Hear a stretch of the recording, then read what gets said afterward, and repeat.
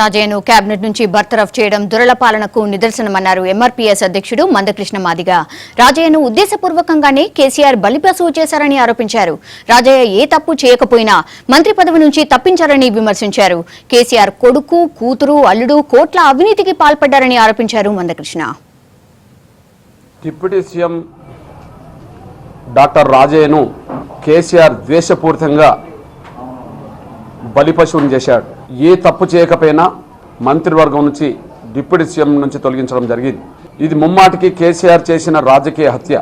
దళితుడైన రాజయ్య గారిని అకారణంగా తొలగించడం అంటే అహంకారంతో కేసీఆర్ దళితుడైన రాజయ్యను రాజకీయంగా హత్య చేయడం జరిగింది. తప్పు చేస్తే ఉరి తీయండి అని చెప్పి కలవడానికి వెళ్ళినా కూడా సీఎం పిలిచి మాట్లాడాడు.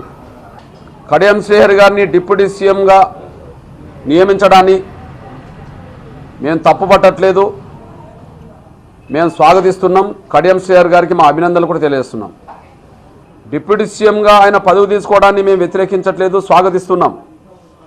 కానీ ఆయన అర్హుడు మాత్రం ముఖ్యమంత్రిగాని గుర్తు చేస్తున్నాం.